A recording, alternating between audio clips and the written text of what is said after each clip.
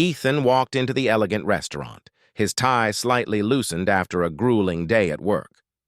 The table shimmered under soft chandeliers, his family laughing, glasses clinking in harmony.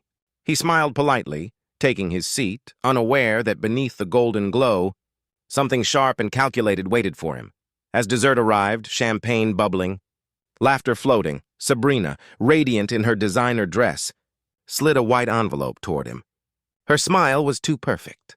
"A little something for the family," she said. Inside, bold letters demanded $40,000 for her wedding. Ethan chuckled awkwardly, expecting a laugh, but silence met him. Then his father's voice cut through the air. "It's time you start giving back." The room shifted.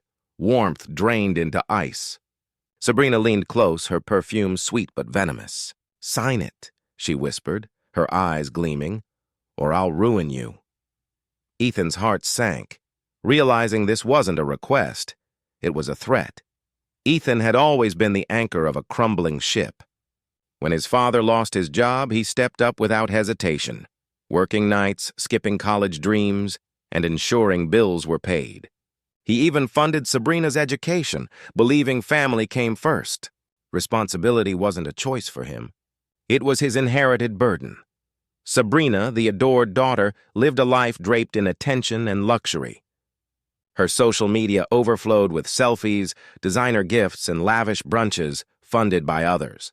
Their parents, Linda and Mark, praised her every move, blinded by her charm. Ethan's quiet sacrifices went unnoticed, his devotion mistaken for duty. Now, years later, Ethan's small apartment reflected his life. Orderly but lonely.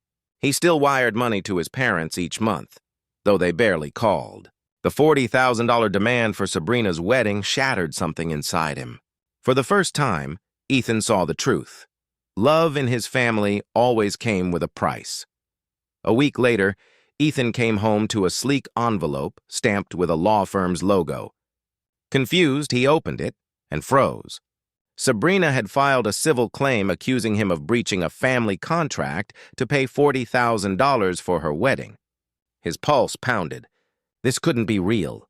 Desperate for clarity, he drove to his parents' house expecting outrage or comfort. Instead, Linda sighed.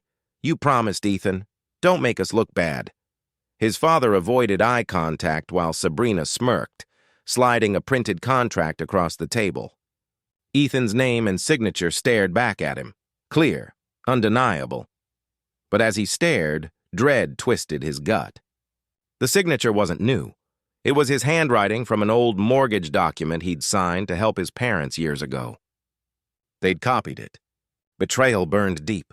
His family hadn't just turned on him, they'd weaponized his loyalty, forging trust into a trap. Ethan's world collapsed into silence.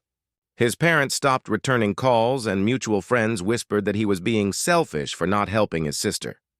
On social media, Sabrina painted herself as the victim of a greedy brother. Every post cut deeper, isolating Ethan in a storm of lies and humiliation. He finally found help in Grace Turner, a quiet but determined lawyer who believed his story. She studied the document, noting subtle digital inconsistencies, proof the signature was copied. Grace's calm presence steadied Ethan, offering compassion where his family had given none. For the first time, he felt understood. At Sabrina's bridal shower, Ethan arrived, trembling with fury and heartbreak. "Stop lying," he pleaded. Sabrina smirked, her friends watching like spectators. "You've always been jealous," she spat. Their father seized Ethan's arm, shoving him toward the door.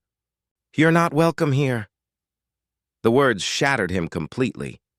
The courtroom buzzed with tension as Sabrina entered, radiant in white, flashing smiles for photographers. She looked more like a celebrity than a plaintiff. Ethan sat quietly beside Grace, heart pounding. When the judge entered, silence fell. This wasn't just a case. It was the final reckoning of a lifetime's betrayal. Grace spoke calmly, unveiling digital analysis proving Ethan's signature was forged.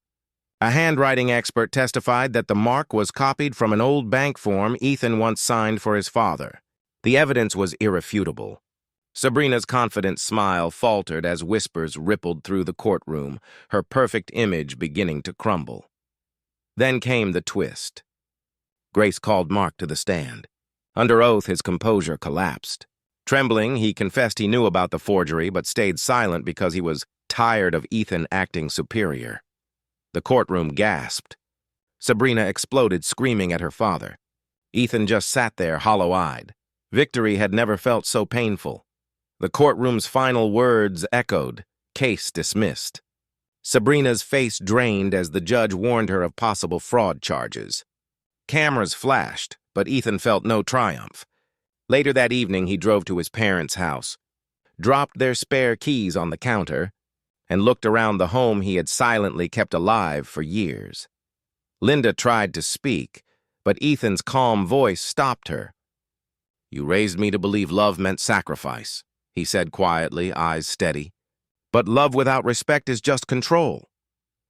The words lingered like a verdict, heavier than any court ruling.